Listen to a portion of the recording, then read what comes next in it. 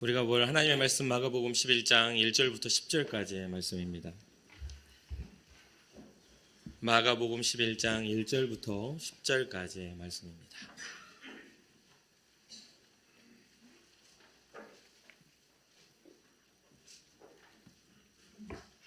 한 절 한 절 교독하고 마지막 절은 함께 읽겠습니다. 그들이 예루살렘에 가까이 와서 감람산 벳바게와 베다니에 이르렀을 때에 예수께서 제자 중 둘을 보내시며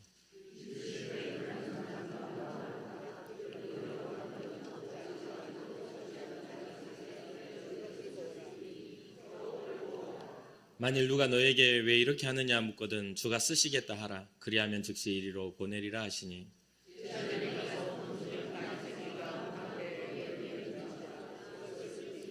거기 서 있는 사람 중 어떤 이들이 이르되 나귀 새끼를 풀어 무엇 하려느냐 하매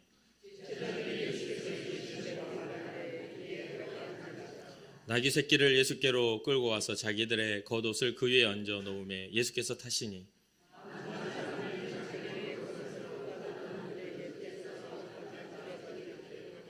앞에서 가고 뒤에서 따르는 자들이 소리 지르되 호산나 찬송하리로다. 주의 이름으로 오시는 이여 찬송하리로다. 오는 우리 조상 다윗의 나라여 가장 높은 곳에서 호산나 하더라. 아멘. 아멘. 오늘은 종려주일입니다. 종려주일은 예수님이 고난 받으시기 위하여 예루살렘 성에 입성하실 때에 그때를 지키는 그런 주일이기도 합니다. 종려주일은 고난의 시작이기도 하죠.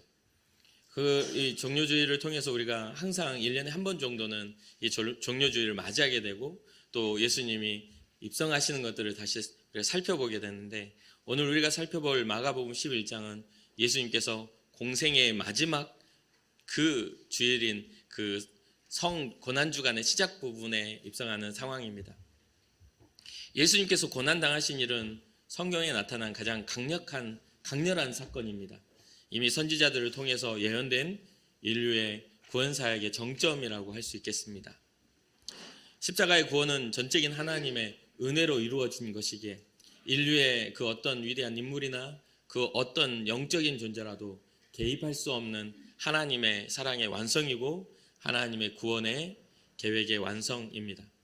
종려주일은 예수님께서 이미 예정된 고난을 당하시기 위해 예루살렘에 입성하는 장면인데 이 장면은 하나님의 구원이 어떻게 이루어지고 있는지 그 시작점이 어떻게 진행되는지를 우리에게 살펴볼 수 있는 기회를 허락합니다. 이것은 성경 구약에서부터 계획되어져 있는 그러한 하나님의 계획입니다. 스가랴 9장 9절 구약성경이죠. 시온에 따라 크게 기뻐할지어다. 예루살렘에 따라 즐거이 부를지어다. 보라 내 왕이 내게 임하시나니 그는 공의로우시며 구원을 베푸시며 겸손하여서 나귀를 타시나니 나귀의 작은 것 곧 나귀의 새끼니라 라고 예언하고 있죠. 마태복음 21장 5절에 보면 시온의 딸에게 이르기를 내 왕이 내게 임하나니 그는 겸손하여 나귀 곧 멍에 매는 짐승의 새끼를 탓도다 하라 하였느니라 라고 말씀하십니다. 무엇입니까? 하나님의 구원은 즉흥적인 사건이 아닙니다. 하나님은 죄인된 우리를 구원하시려고 수많은 일들을 행하셨고 또 세상에 하나님을 자신의 뜻을 나타내 오셨습니다. 구약의 말씀을 통해서 또 하나님의 말씀을 깨달아 알아 예언하는 예언자들을 통해서 또 그 일을 위하여 하나님의 복음을 맡은 자들을 통해서 계속해서 주님의 일들을 해 오셨습니다. 그런데 그럼에도 불구하고 하나님을 아는 사람들이 세상에 많지 않는 것을 우리는 보게 됩니다. 성경상에 많은 그 긴 세월 속에 하나님을 깨달아 아는 사람들이 그렇게 많지 않아서 그들의 기록들이 굉장히 뜸한 것을 보게 됩니다. 그런데 성경에서 찾을 것이 아니라 우리의 자신과 우리의 삶에서도 우리는 쉽게 발견할 수가 있습니다. 분명히 예수님을 믿고 분명히 하나님의 구원을 아는데 분명히 하나님이 우리를 사랑하신다는 것을 깨달았는데 우리의 삶에는 별로 변화가 없는 것이죠. 믿음이 없는 것입니다.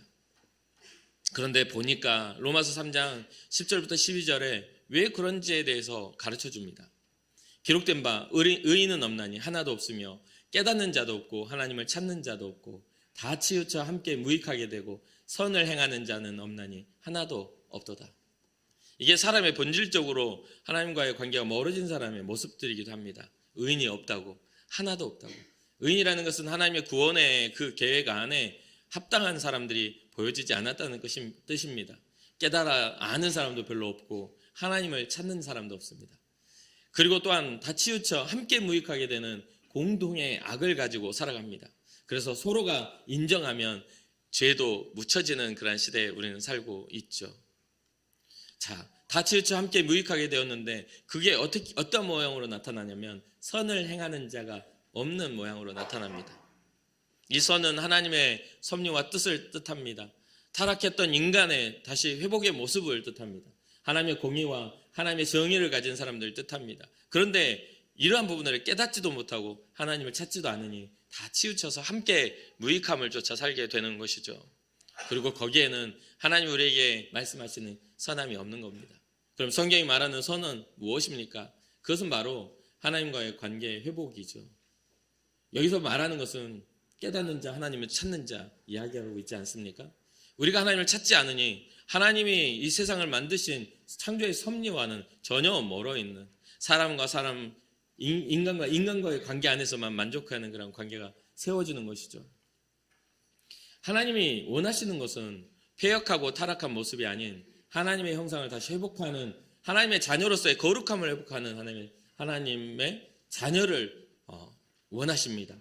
그런데 인류의 역사는 끊임없이 하나님이 원하시지 않는 모양대로 계속 발전해 왔음을 우리는 잘 알고 있습니다. 예수님이 오시는 이때 당시에도 인류는 더 이상 하나님이 허락하신 법과 율례를 온전히 행하지 못할 지경이 되고 말았습니다. 그래서 성경은 때가 찼다라고 이야기하는 것이죠. 그래서 갈라디아서 4장 4절과 5절은 이렇게 말합니다. 때가 참에 하나님이 그 아들을 보내사 여자에게서 나게 하시고 율법 아래에 나게 하신 것은 율법 아래에 있는 자들을 속량하시고 우리로 아들의 명분을 얻게 하려 하심이라. 주님의 자녀로서 우리를 다시 부르시기 위하여 자신의 아들을 보내셨다라고 이야기합니다. 그런데 이때는 어떤 때입니까? 더 이상은 이스라엘 백성, 하나님의 선택된 백성을 통해서 복음이 더 이상은 하나님의 뜻이 확장되지 못하는 상황이 된 겁니다. 왜 그런 현상이 일어났을까요? 대제사장과 율법 서기관들, 율법 학자들과 또 그로 인하여 권세를 잡고 공의위원으로 활동했던 바리새인과 사두개인들, 이스라엘의 지도자들이 있는데 왜 그들을 통해서 하나님의 뜻은 전해지지 못하는 상황이 됐을까요? 이스라엘의 긴 역사를 통해 이스라엘은 하나님을 섬기는 법을 잊어버렸고 본질상 자신들이 하나님의 백성으로서의 자부심을 상실하는 상태가 되었습니다. 거기에는 뭐가 있었냐면 하나님의 말씀을 알지만 하나님의 말씀의 뜻을 오해하는 사람들이 되고 말았던 것이죠. 그러니 말씀은 알고 있으나 말씀을 온전히 전해주지 못하는 그 시기가 되어 이제 더 이상은 복음이 확장될 수 없는, 더 이상은 하나님의 율법과 하나님의 율례가 사람들을 영향력 있게 바로 세울 수 없는 상태에 이르게 된 것이죠. 지식은 알고 있으나 하나님의 지혜는 잃어버린 그런 백성들. 그러니 지금 현재 예루살렘에 입성하신 예수님이 이스라엘 백성을 통해서 십자가에 짊어지게 되는 이러한 불행, 이러한 정말 비극이 일어나고 만 것입니다. 하나님의 뜻을 따라 이 땅에 오셨음에도 하나님을 섬긴다는 사람들이 하나님의 뜻을 깨닫지 못하니 하나님으로부터 보내신 자를 죽이고 마는 그런 비극이 일어난 것이죠. 오늘 보면은 예수님께서 하나님의 뜻을 따라 십자가를 지기 위해 예루살렘에 입성하는 상황입니다. 하나님의 뜻을 따라 다스리고 정복하기 위해 예루살렘에 입성하는 게 아니에요. 십자가를 지기 위해 입성하고 있는 상황입니다. 그런데 이 모습을 자세히 살펴보면 하나님의 뜻과 그것을 맞이하는 사람들의 의도가 전혀 다른 것을 보게 됩니다. 말씀을 통해서 우리가 하나님의 뜻을 바르게 이해한 사람인지 아니면 이스라엘 백성들과 같이 오해한 사람인지 이 말씀을 통해서 깨달아지는 은혜가 있기를 주님의 이름으로 축복합니다. 하나님의 심정을 이해하고 예수 그리스도께서 가셨던 그 길을 이해할 수 있기를 바랍니다. 예수께서 십자가를 지시기 전 선지자의 예언을 따라 나귀를 타고 입성하시고 또 이에 준비되는 상황들 가운데 우리는 어떠한 모습 속에 다시 오실 재림의 예수 그리스도를 우리는 준비하고 있는가를 다시 살펴보는 귀한 시간이 되었으면 좋겠습니다. 오늘 본문을 보면 첫 번째로 우리가 살펴봐야 할 사람들은 주님이 쓰실 나귀와 또 나귀의 주인들의 반응입니다. 이 주님이 쓰실 나귀는 아무도 타보지 않는 나귀 새끼가 매어 있는 것을 보리니 풀어 끌고 오라. 두 제자를 보내면서 예수님께서 그렇게 말씀하십니다. 아무도 타보지 않는 나귀 새끼, 그 나귀의 어린 새끼를 끌고 와서 왕으로서 입성하는데, 이스라엘의 왕, 온 인류의 왕, 정말 다스림의 그런 하나님의 아들로서 입성하는 모습처럼 보여집니다. 왜냐하면 이러한 상황들은 개선 장군들이 보여주는 역사적으로 그러한 어떤 모습들이기 때문이죠. 그런데 왜 아무도 타보지 않는 새끼 나귀에만 했을까요? 그것은 바로 죄 없으신 예수 그리스도가 십자가를 지신 것처럼 나귀로서도 누구도 태우거나 짐을 짊어진 적이 없는 나귀, 순결함을 뜻하고 있습니다. 그리고 그러한 어떤 힘이 있는 모습보다 낮아지고 낮아져 있는 겸손의 모습으로 주님은 그것을 보여주신 것이죠. 구약의 제사장들이 제사를 드릴 때에 하나님께 바쳐지는 제물을 선택할 때에도 온전하며 흠이 없고 아직 멍에를 매보지 않은 그러한 것을 선택합니다. 예수님께서도 아무런 흠 없이 계속의 제물로서 예루살렘에 입성하고 계심을 나타내기 위해 이 스가랴서의 그런 예언된 것처럼 나귀 새끼를 타고 겸손의 왕으로 들어오고 계시는 것이죠. 두 번째로는 우리가 주목해 살펴봐야 할 그런 상황은 여기에 이제 나귀 새끼와 그 주인들의 이야기입니다.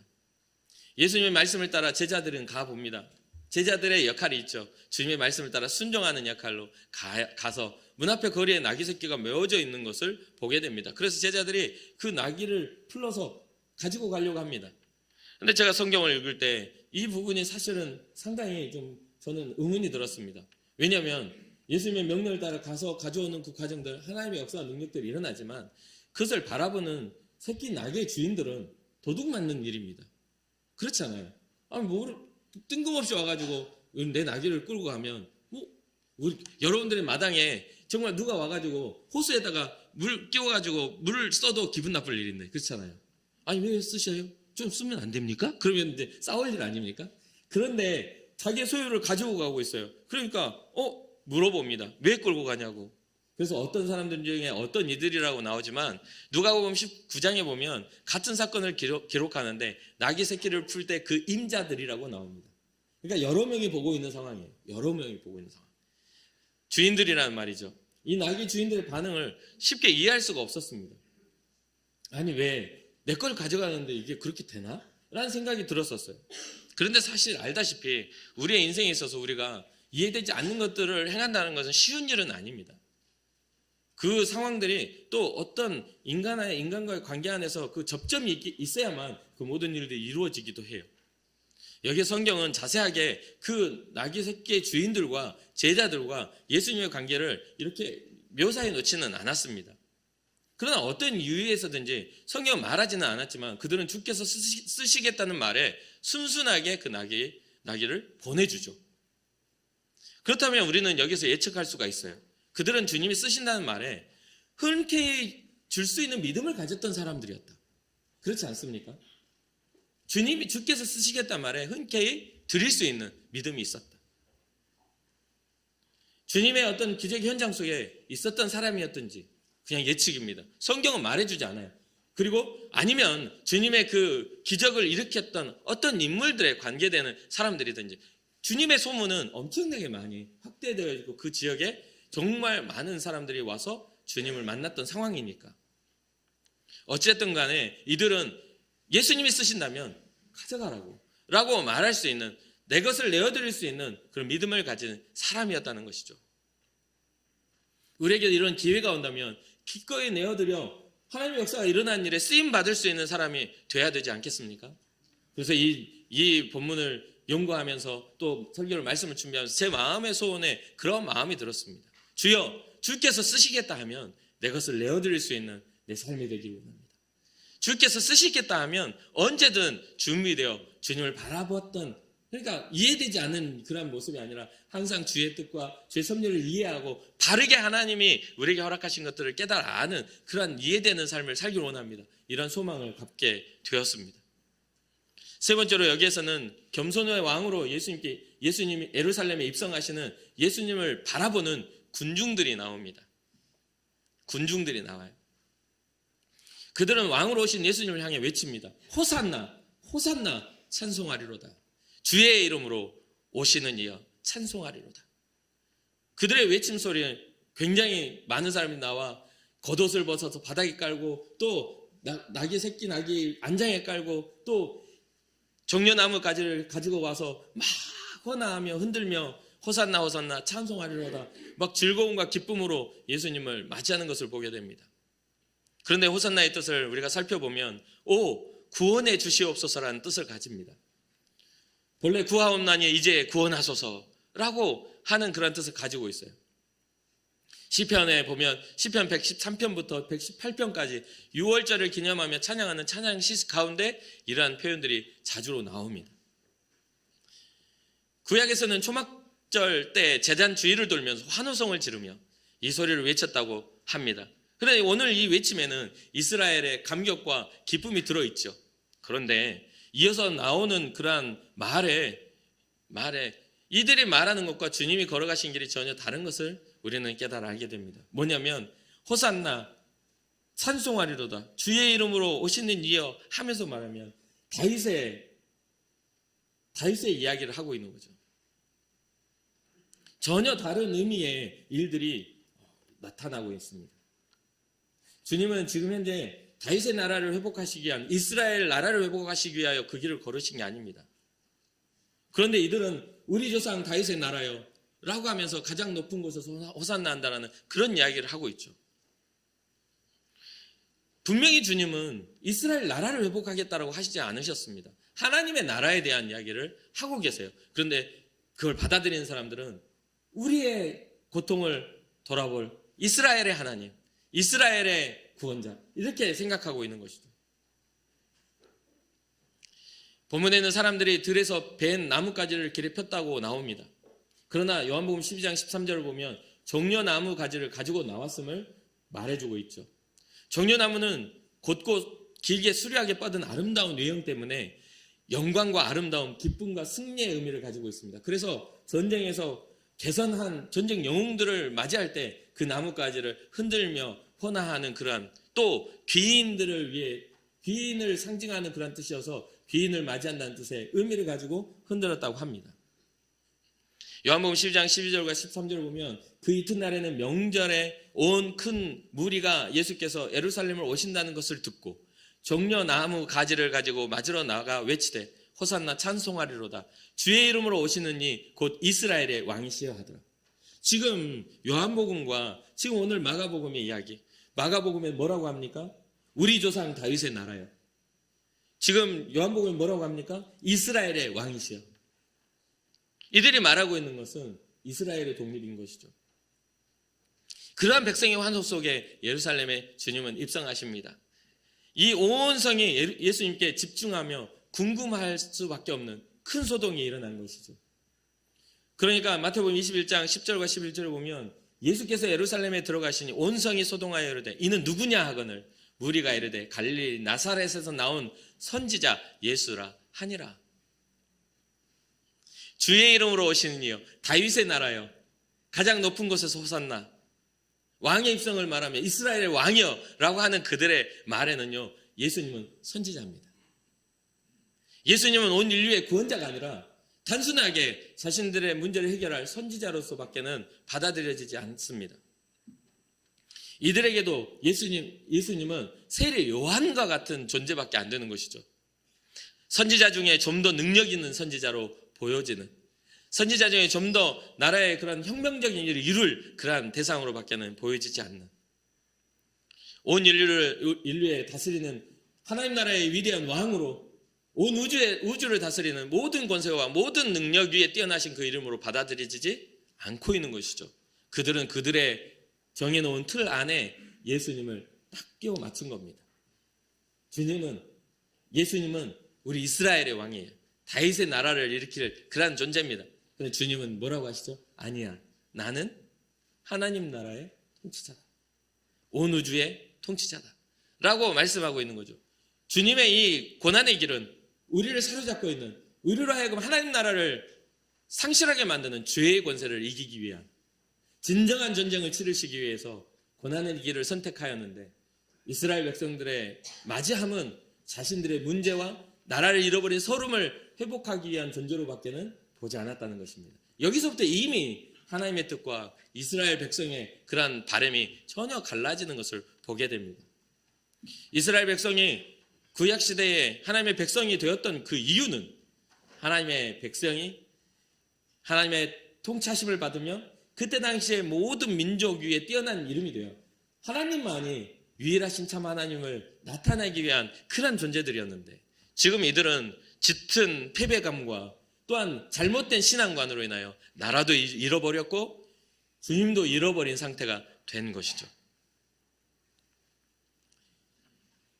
요한복음 12장 보면 예수님이 입성하시기 이틀 전에 대제사장들은 죽었다가 예수님이 다시 살리신 나사로와 예수님을 함께 죽이려고 공모를 합니다.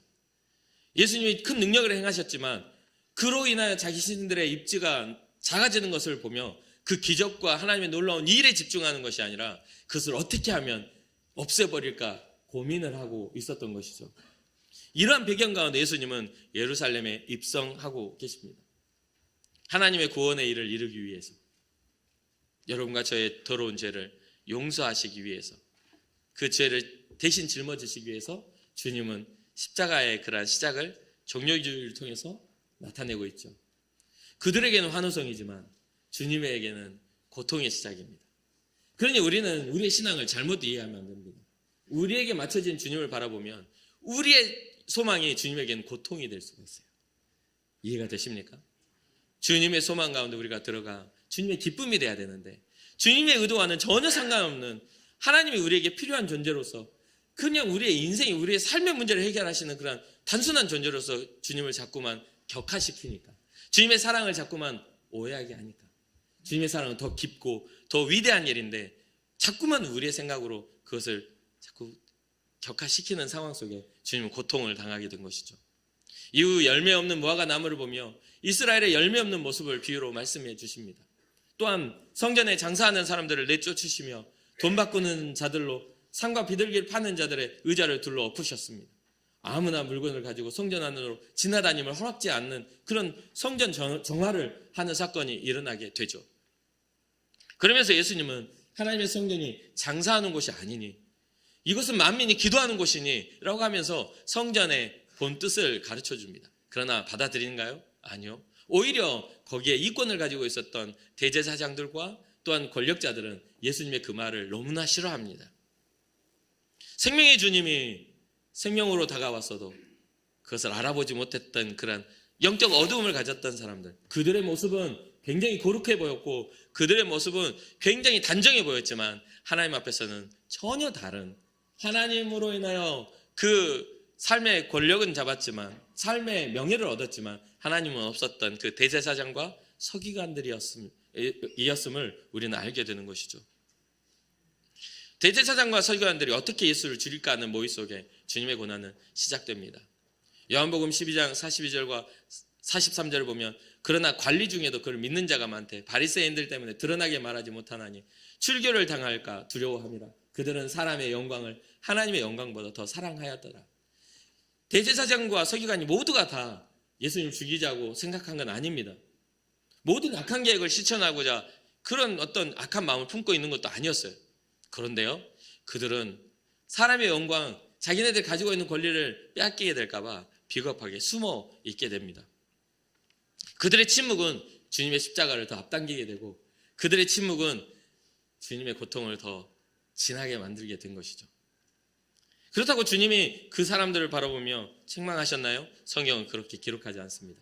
모두가 다 치우쳐 악으로 되고 모두가 모여하여 함께 악을 행하는 그런 시대이기 때문에 그들의 연약함 또한 주님은 어떻게 하셨다? 기다리셨다. 친구감으로 또 인정해 줌으로 그 주님은 그 모든 것들을 그냥 용서하시는 모습을 보게 됩니다. 어쩌면 우리는 항상 그렇게 생각하죠. 그냥 보여지는 것들 속에서 그 권리를 가졌던 사람들의 침묵을 손가락질하면 너는 왜 조용히 있었어? 너는 왜 그때 일하지 않았어? 말하죠. 그런데요, 손가락질 하기 전에 제 자신을 돌아봐야죠. 우리는 똑같은 선상에서 주님을 바라봅니다. 말씀드렸죠. 인격과 인격이 신앙이 아니라고요. 인격과 신격이 만났을 때 우리는 신앙생활을 할 수 있어요. 사람과 사람들 간에 너무 수고했어요. 잘했어요. 너무너무 훌륭합니다. 라는 이야기 들으면 좋지요. 그러니 사랑하는 성도 여러분, 그렇게 격려하시길 바랍니다. 그런데 중요한 건 거기에 만족하지 마세요. 우리가 지난주에 현대시장 그런 위로 행사를 했습니다. 맞죠? 그리고 주변에서 많이 칭찬하는 소리들을 많이 듣게 됩니다. 지역사회 내에서도 너무 잘했다고, 교회에서 이런 일을 해주니 너무 훌륭하다고. 그 말은 무슨 뜻이냐면 다음에 또 해주세요라는 뜻이잖아요. 그렇잖아요. 그러니까 그 행사 끝나자마자 와가지고 우리 성도님들이 5월달에 또 하자고 그러길래 넣어두시라고 제가 그랬습니다. 왜 그러냐면 선한 일을 하는 것이 잘못된 게 아닙니다. 그런데 교회는요, 선한 일을 하는 것이 당연하게 우리가 해야 될 일이지만 그게 교회의 본질이 아니에요. 우리가 이 일에 중독되어져서 어떤 일을 치르고 어떤 행위를 하는 것에 우리가 중독되어지면 주님보다 앞서갈 수 있는 가능성이 높아집니다. 우리 스스로를 돌아보지도 못하고 얼마나 힘든지, 여러분들 정말 한마음으로 그 일이 잘 되면 좋지만 선한 일도 계속 반복되고 중첩되면 누군가는 힘들어한다 하고 욕하게 되고, 그 중에 이스라엘 백성의 광야 속에서 원망했던 이스라엘 백성이 또 나올 겁니다. 그렇지 않겠어요? 일만 들어놓고 힘들게 한다고. 다른 사람을 선한 일에 대한 일이 아니라 몇몇 사람이 이거 합시다 해가지고 좋아서 그 사람들이 막 하고 있지만 뒤따라가는 사람은 숨 헐떡거리면서 좀 천천히 갑시다, 죽겠어요 라고 할 수 있지 않겠어요? 직접 그 일에 있어서 어떤 일이 이루어지고 어떤 일이 성취되는 것들에 직접 그 일에 가까이서 그것을 행한 사람들은 숨차게 달려가 하는 일들이 선한 일입니다. 그래서 내년에 다시 하시죠. 1년에는 한 번이면 된 것 같아요. 제가 그렇게 이야기를 했습니다. 제가 선한 마음이 없어서요? 제가 목사인데요? 저는 하고 싶어요. 한 달에 한 번씩 하고 싶어요. 그런데 그렇게 되면 우리 스스로가 은혜가 안 돼요. 선한 일을 행할 때 좋은 일을 하자고 우리가 서로 싸우면 안 되는 겁니다. 그리고 또 한 가지 중요한 거는요, 오늘 우리가 말씀을 나누면서 하는 것처럼 이스라엘 백성들이 주님을 맞이할 때 그들의 생각과 틀 안에 주님의 뜻을 곡해야 했던 것들이 나중에 주님을 십자가에 달리게 하는 거잖아요. 우리는 분명히 교회가 선한 일을 세상에 흘려보내는 건 당연합니다. 그러나 그보다 더 먼저 우리 안에 예수 그리스도의 복음이 흘러넘쳐야 합니다. 우리 안에 주님의 뜻과 섭리가 깨달아져야 됩니다. 그래서 호산나 주의 이름으로 오시는 이여 하는 그 찬양이 오해된 찬양이 돼서는 안 돼요. 화려했습니다. 그들은 화려했어요. 막 이제 승리했을 거야. 예수님이 오시면 우리는 이제 다윗의 나라가 회복되고 이스라엘 왕으로서 등극하는 거다. 그것 때문에 죽어요. 주님이 신성 모독죄의 프레임을 씌운 대제사장과 서기관들의 그 부정됨으로 신성 모독죄가 적용되고, 자기네들은 그거에 대한 심판의 기준이 없으니 그들이 씌워놓은 그런 죄목은 반역죄입니다. 로마의 통치 아래 이스라엘이 통치를 받고 있는데 로마의 통치 아래 왕이 세워져야 하는데 스스로 왕으로 자처하는 자, 네가 이스라엘의 왕이냐? 라고 하는 그 질문과 함께 반역죄목을 씌워지게 돼요. 그건 누가 한 겁니까? 이스라엘 백성들의 입술에서 나온 이야기입니다. 주님이 하신 이야기가 전혀 아니에요. 그러니 사랑하는 성도 여러분, 우리의 잘못된 믿음과 잘못된 판단이 주님의 그 복음을 잘못되게 세상에 전하는 일이 돼서는 안 됩니다. 우리의 잘못됨이 결국은 주님을 십자가에 달리게 하는 그러한 오류를 만들게 되기 때문입니다. 우리는 깊이 있게 주님의 그 사랑하심과 그 걸어가신 길들을 주의 깊게 봐야 돼요. 그래서 예수님의 입성을 바라보며 외쳤던 그 호산나를 우리도 외쳐야 하지만, 그것도 외쳐야 하지만, 주의 이름으로 오시는 이여 찬송합니다라고 외쳐야 하지만 그 본 뜻을 알아야죠. 그 본 뜻을 알아야죠. 말씀을 준비하면서 저도 이렇게 적었어요. 주님, 저도 예수님의 입성을 보며 감격하고 싶습니다. 주님, 저도 예수님을 바라보며 주의 이름으로 오시는 이여 주님을 찬송합니다라고 그렇게 외치고 싶습니다. 그런데 오해되지 않게 하옵소서. 찬양의 가사처럼 예수 우리 왕이여 이곳에 오셔서, 우리가 이 찬양처럼 진정한 찬양을 주님 앞에 보좌로, 하나님의 나라의 보좌로 임재하시는 주님을 바라볼 수 있는, 그래서 우리가 외칠 호산나는 영원한 왕이신 예수님을 향한 외침이 되어야 할 줄 믿습니다. 주님이 다시 오실 때에는 이 땅의 왕국이 아닌 영원한 하나님의 나라의 회복이길 우리는 갈망하는 사람들임을 믿습니다. 알고 있으나 용기가 없어서 그냥 숨어 있었던 관리들과 같이 되지 않기를 바라봅니다. 두려운 마음 때문에 예수님을 외면하는 그런 불행이, 그런 비극이 우리에게 일어나지 않기를 바라봅니다. 정말 잘 살고 싶어요, 저는. 정말 잘 산다는 게 숨 잘 쉬고 돈 잘 벌고 건강하게 잘 사는 게 아니라 제 인생의 의미가 주님 앞에 발견되는 그런 삶을 살고 싶습니다. 정말 잘 살고 싶어요. 주님 앞에 섰을 때 부끄럽지 않도록 주의 뜻과 섭리를 깨달아 아는 그런 삶이 되기를 그런 정말 바라고 바랍니다. 그래서 우리 주님이 다시 이 땅에 재림하실 때 호산나 주의 이름으로 오시는 이여 찬송하리로다. 마라나타 주 예수여 어서 오시옵소서. 그런 어떤 진정한 하나님의 역사와 능력들을 바라보는 우리의 모습이 되기를 주님의 이름으로 축복합니다. 잠시 기도하겠습니다.